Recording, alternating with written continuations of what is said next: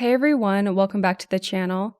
I just wanted to give a quick intro and say thank you so much for 10,000 subscribers.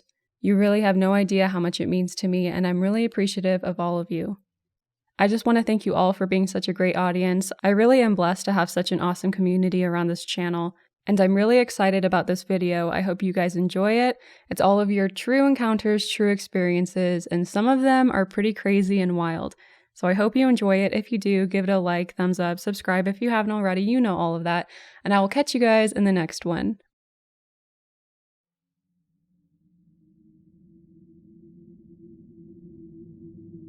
Hi all, my name is Akravi. I am not a native speaker of English, so please excuse any mistakes I made. This story started in a girlfriend's house when I was 15 years old. Her name is Angela, and she lived in a wealthy suburb of Athens. We both played in the same volleyball team, and she wasn't a snob, so despite the difference in our social standings, we were friends, and I enjoyed hanging out with her. This was the first time I was sleeping over at a friend's house.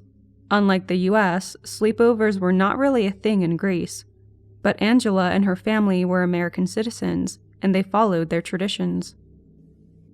I was sitting on Angela's couch, hiding behind her as we were watching horror movies. I think she enjoyed teasing me for how scared I was, more than she enjoyed the movies that she had seen so many times before. 2 hours before midnight, and I heard the front door opening, and I jumped. I thought that we would be alone since her parents were on a trip to Scotland. "Who is it?" I said to my friend while squeezing my palms on her shoulders. My sister. My parents decided that we weren't old enough and that we needed adult supervision," said Angela, and she got off the couch and went to look. She had to break away from my scared grasp to get up. A minute later, she and her big sister, Lucy, walked into the living room. Meeting her sister for the first time was not a pleasant experience. Me and Angela, although attractive young girls, were not big on makeup yet. Her 24-year-old sister, though, was covered like a demon with a white face and eyes and lips painted black.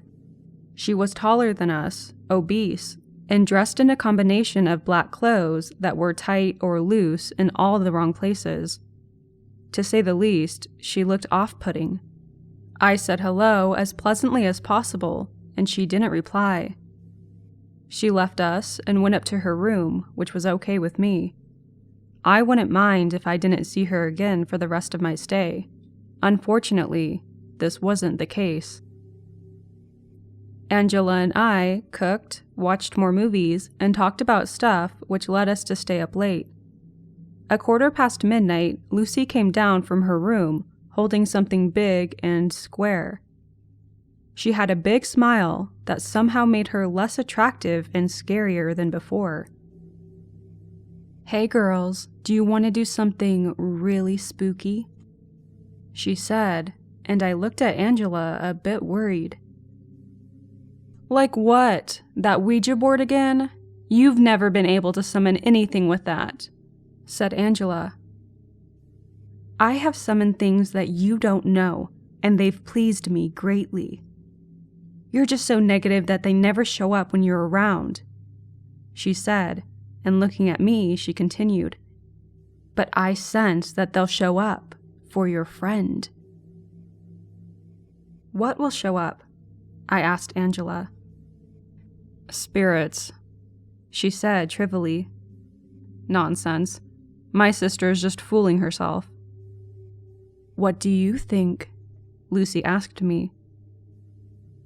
"I don't know. I haven't really thought about ghosts and death and all," I said, then Angela stepped in.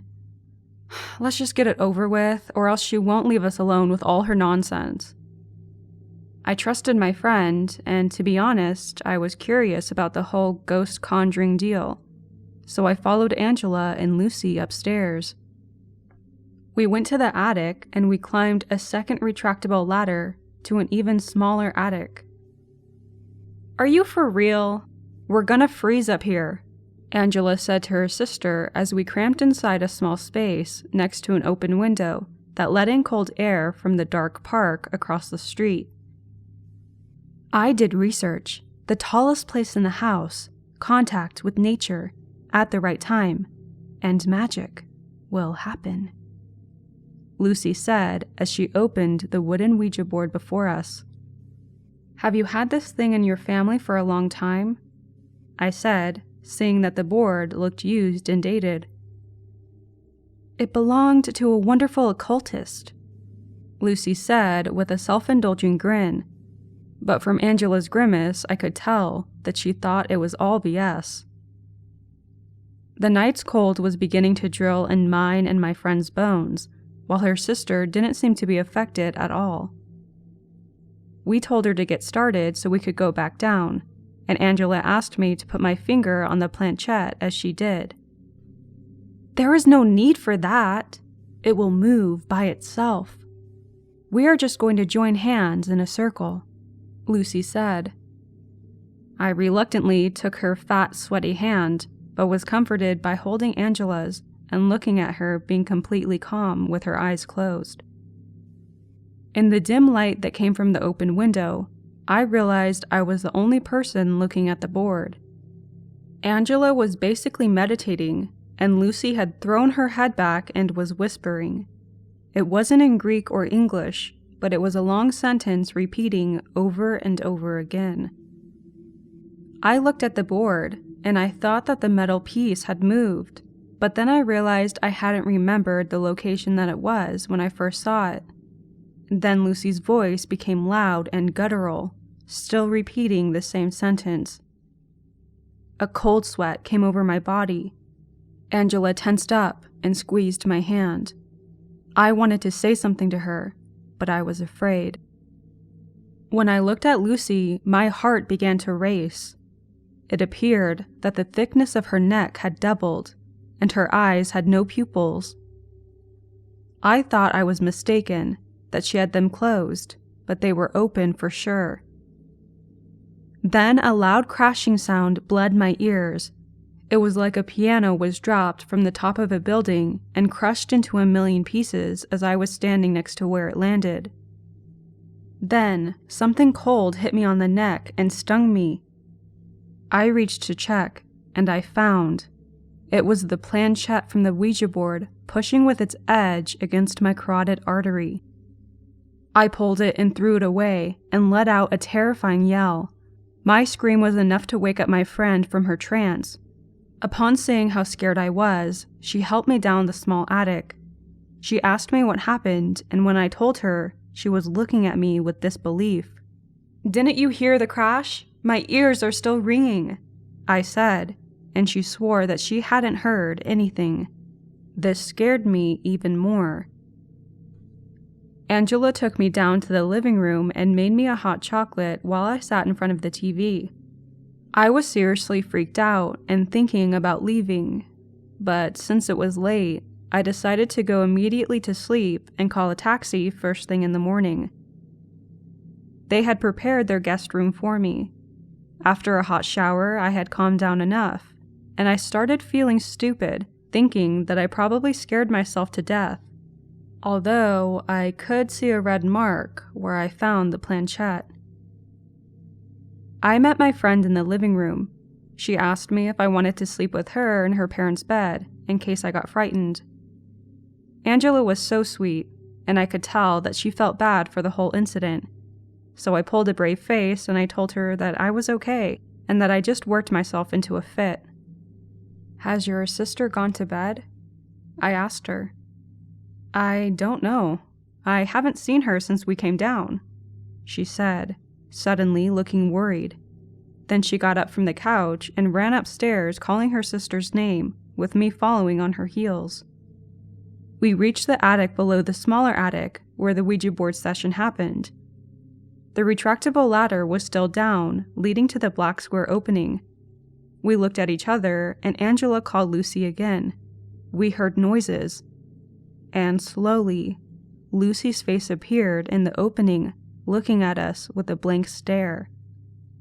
We had to call her several times before she came down, I moved close to help her, then a god-awful stench pushed me back.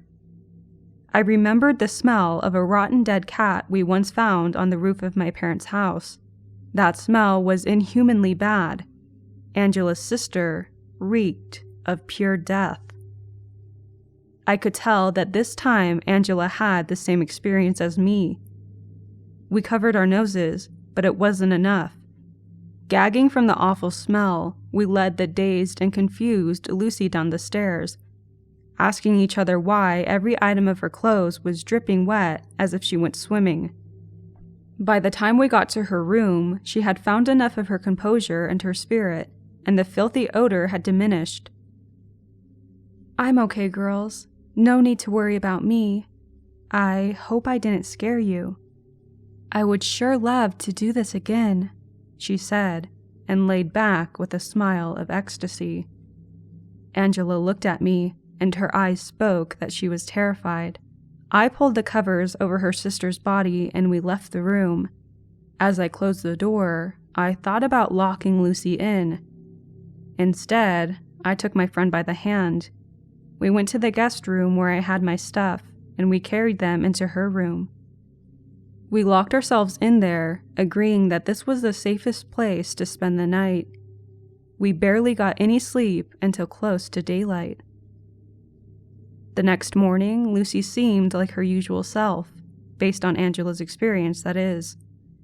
I was to spend 2 more nights at their home, but I decided that I would head back to my parents. Angela understood. After reaching home, I felt guilty for leaving her alone, and we spent the night on the phone and we met the following day. We are still friends. We have gone on vacations together, but I will never agree to be anywhere near her sister, although Angela insists that she is now normal.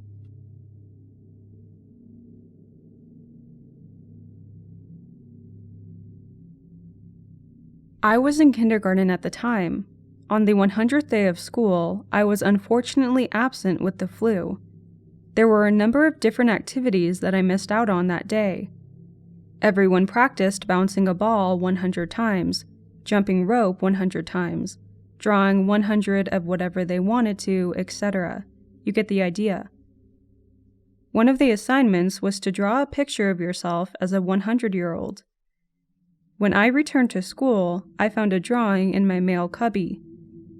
My teacher told me that one of my friends had drawn it for me. I will always remember what it looked like. It was just a regular white piece of paper, with some squiggly green lines drawn at the bottom half, which I think was supposed to be tall blades of grass.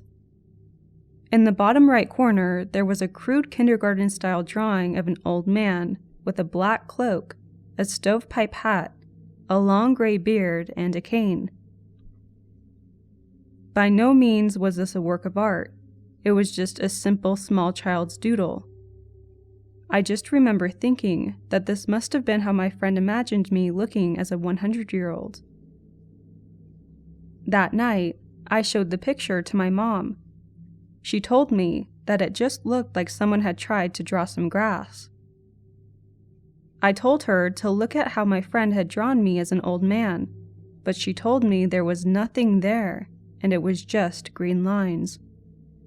I insisted and even pointed right at the man in the bottom right corner, but she insisted that there was nothing there. When my dad got home that night, I showed him the picture the minute he walked in the door. Just like my mom, he insisted that there was nothing in the bottom right corner of the drawing, even though I was looking straight at it. Completely confused, I put the drawing into my plastic drawers, with all my various other art projects and things that a kindergartner would have. Fast forward a couple of years.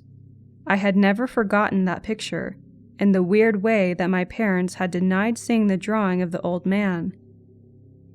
The thought came up to me again sometime around the 5th grade, and I remembered having stashed that drawing in the drawer all those years ago. I wondered if it would still be there. On a whim, I went digging through some of my old things to see if I could find it. Sure enough, I found it amongst the rest of my projects from that year. The squiggly grass lines were there exactly as I'd remembered them looking. But there was no man in the bottom right corner. It's not like there was even a smudge or anything that a little kid might have imagined looking like a man. It was just plain white. Just like my parents, when I first showed them the drawing, I could suddenly very clearly see that there was absolutely no drawing of an old man with a gray beard and a stovepipe hat in the bottom right corner of the paper. I've never been able to explain that one to this day. All the best, Ryan.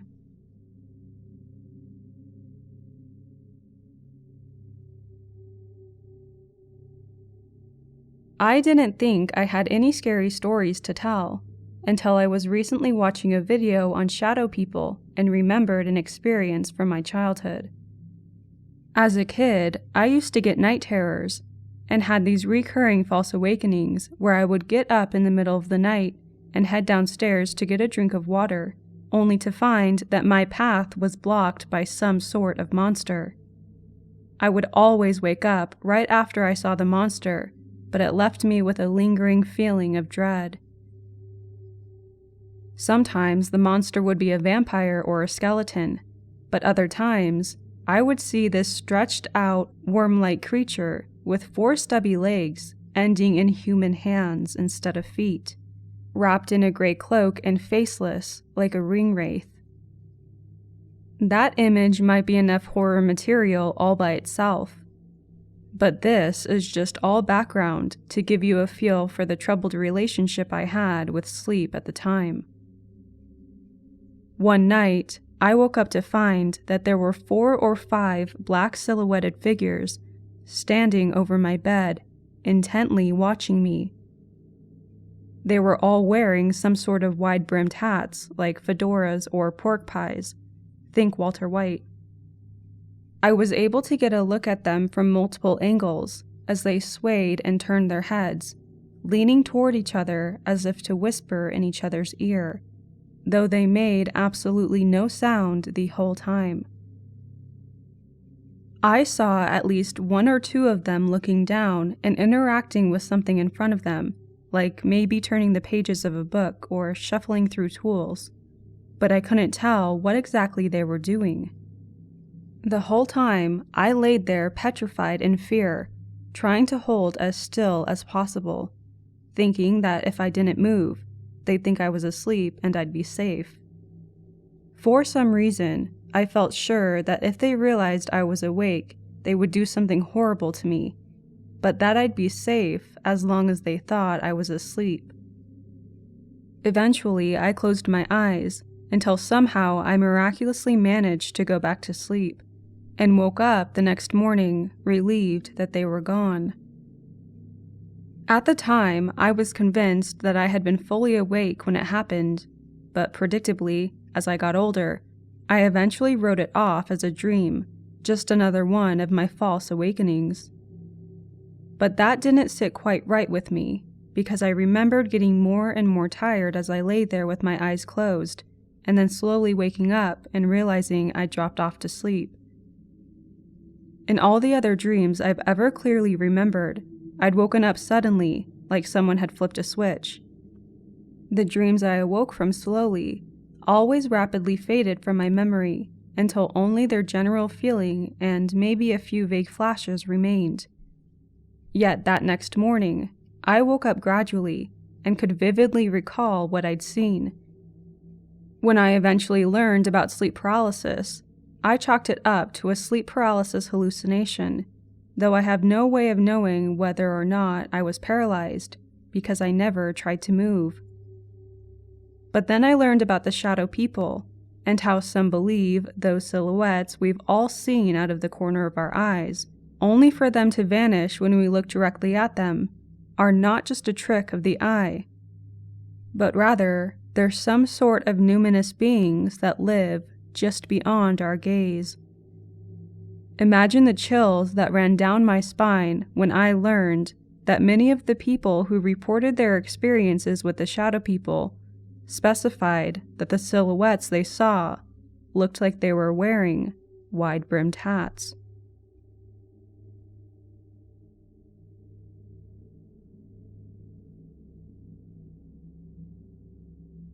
I recently got into these real paranormal and creepy stories on YouTube and wondered what story of my own I might be able to share.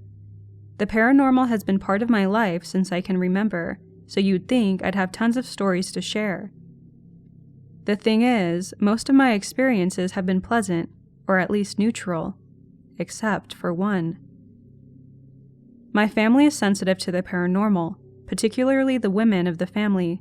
We each have variations in our gift or abilities and the strength of them, but we're all sensitive to one extent or another.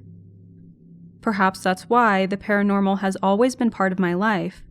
Maybe spirits and such are simply drawn to us because of our sensitivity, and even because there are so many of us under one roof. I find this more plausible than my house being haunted because I don't believe it is. We just seem to have things pass through. Sometimes we go several months with nothing out of the ordinary happening, and other times we seem to see something daily for a week. I have never been truly fearful of the paranormal, perhaps because it's so normal for me. I still get the creeps and my heart may pound a bit, but I've never felt in danger, except this one time. I was about 20 and living at home when I began to have terrible dreams. Now, as much as I am a believer in the paranormal, I am also a skeptic.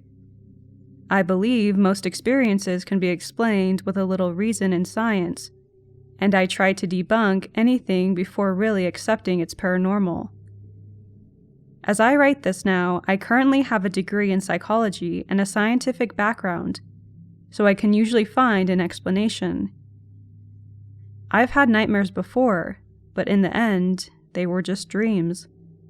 But these dreams were different. The first dream started like any other ordinary dream. I dreamed I was at home in my room and left for some reason down the hall. The hall was dark, which is not unusual, and I walked down the hall without further thought. From the other end of the hall, my Dalmatian came bounding to greet me, her tail wagging back and forth like a whip. I grinned happily and leaned over to pet her. As I did, I remembered that my dog was dead. I felt that something was wrong. My hand slowed on her head, and I began to pull away. As I did, the dog's demeanor changed, and it leaped up at me. The dog transformed into a black mass, like smoke, but too dense to see through. The mass was human-sized, but simply a blob in shape, a little taller than me. The black mass knocked me over to the ground and leaned over me in a menacing fashion. Afraid, I couldn't move and simply waited to see what would happen. The entity leaned in close, covering me, and spoke in a low voice. "Get out."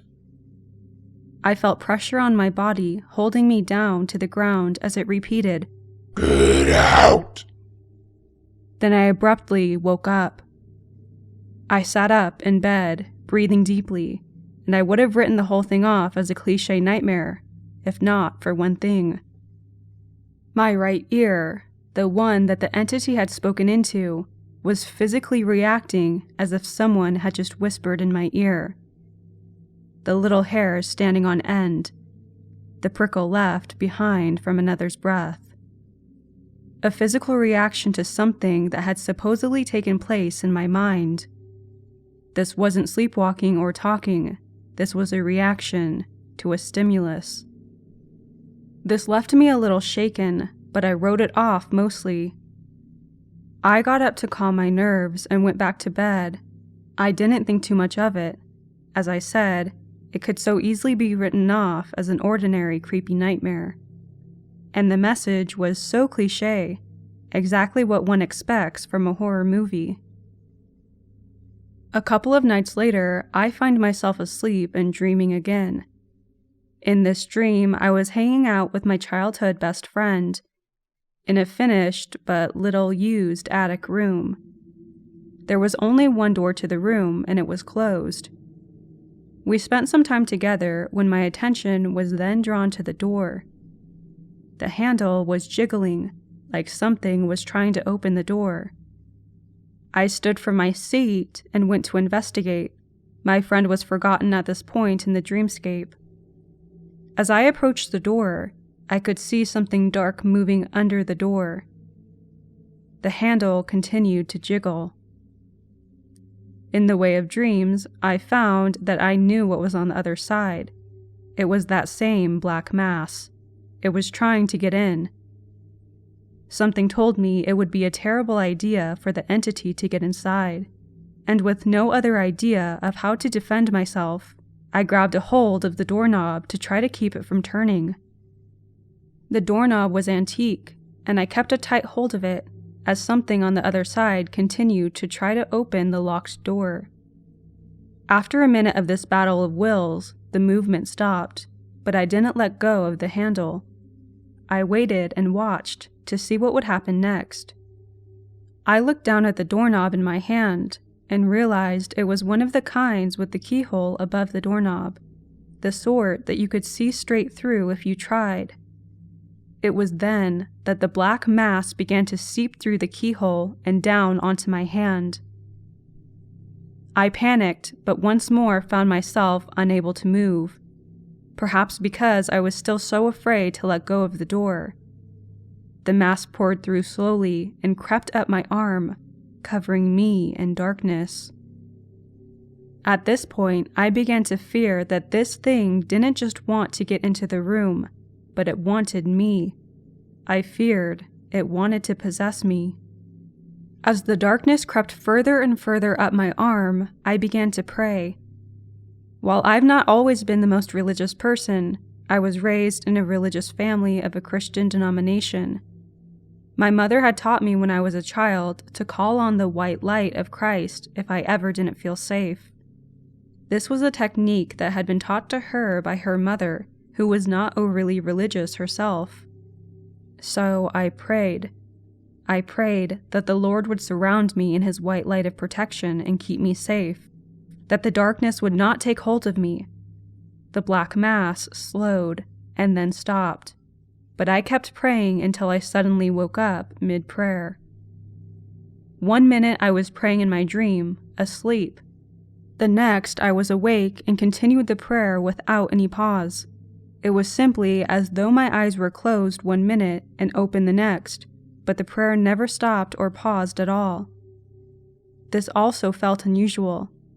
I went to the kitchen and downed an entire glass of water, tired and with a dry throat from the experience. I wasn't sure what to make of it. Were these just dreams or not? It was weird for me to have the same entity in 2 separate dreams, and to have 2 physical experiences related to them sort of spill over. I wasn't sure what to make of it, but I was growing concerned. I have always sort of believed that while we're asleep, we're more open and vulnerable to the paranormal. I think because not only are we defenseless, but because we are in a state not unlike death in many ways, and this leaves the veil between worlds or planes thinner, and more easily crossed. If this were the case, and I was really being visited by the same evil entity in my dreams, how on earth was I to protect myself? I was a little nervous going to bed the next night, and it took a long time for me to fall asleep. Just as I was starting to nod off, I found my mind overwhelmed with a series of images. They flashed through my mind like a slideshow, each one lingering just long enough to see what it was before another picture took its place.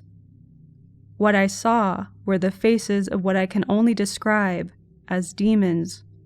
Monstrous, distorted humanoid faces, full of wrath and emanating evil. Some had sharp teeth that dripped blood. Others were spitting in anger, snarling. These were not images of my own making. I am a creative person, but I could never come up with so many variations quickly like that. These were just so realistic. This probably went on a few minutes, and I couldn't seem to shake the images from my mind or think of anything else. It was very disturbing, and I found myself shaken once more when the onslaught finally ceased. It was a few hours before I found a very fitful sleep without much rest. At this point, I was afraid to sleep. I stayed up late into the night, only sleeping lightly a few hours before getting up early the next day. This had been going on for a couple of weeks, and I was starting to feel the lack of sleep. I worried that something worse would happen, and I was so vulnerable when I was asleep. If something wanted to attack me in my sleep, there was little I could do. I had been lucky so far, but how long would that last? I was convinced that there was more to what was happening, and that there was some negative entity tormenting me. 2 or 3 times a week, the black mass would appear in my dreams. Sometimes it seemed to only linger in the background. Other times it would approach me and try to cause me harm or attach itself to me. The only relief I had was during the day when I was awake. This went on until one evening. I was across the house from my bedroom and our living room. In front of the living room is the hall, and at the end of the hall is my bedroom. I was sitting on the couch facing the hall talking to my best friend. She was open to the paranormal and had a couple of experiences of her own, so I felt comfortable sharing what was happening with her. We were discussing the problem and what I should do to solve it. We agreed that some sort of cleansing might be my best bet, but neither of us knew anything about that sort of thing. As we brainstormed, I looked up, down the hallway, and there, at the end of the hallway, was a large, black mass. The same black mass I had seen in my dreams. My voice was shaking as I told my best friend what I was seeing. Of course, after I brought it up, it disappeared, simply dissolving into the air in the space of about 2 seconds. My best friend helped calm me down, and a while later, after some words of encouragement, we hung up. I've heard of a variety of types of cleansings, but without having any real experience, I wasn't sure where to start. All I knew was that I had to do something. This negative entity was real, and I was only going to find myself becoming more vulnerable to it the less I slept. Though to be honest, I didn't feel safe awake or asleep. It seemed to only linger around my room, not sure why. I also suspected it fed off my fear. I spent that night on the couch in the family room, planning and getting a little sleep, entity-free. I created my own cleansing ceremony, which, to be honest, could be playing with fire for some people in some situations. I combined a few different beliefs and styles that aligned with my own values and beliefs. I used sage and salt in every corner of my room. I lit candles in a triangle around my bed and sat in the center. I meditated and cast a circle. I then read some scriptures and prayed. After that, I simply said a few words that felt appropriate, trying to establish a safe place, where I was protected and revoking any negative energy from entering my space. When I felt that I had found a phrase of my power, I repeated it 3 times, mentally projecting my intent. When all was said and done, I extinguished the candles and cleaned up. I was nervous that night when I went to bed, but I tried to put faith into the boundaries I had established. I slept peacefully that night, and the next, and the next. I never saw the negative entity again. I think I got lucky that what I did worked, and it wasn't anything worse. I also believe that what you give power to will work. I put as much as my own belief and energy into cleansing my room and creating the boundary lines, and it worked. I can't say it would work for everyone, but it did for me. Perhaps that was also a gift from my innate sensitivity. I'm just grateful that it worked, and I hope my luck and power hold, and my paranormal experiences continue to be positive. But there is no denying that there are darker things out there.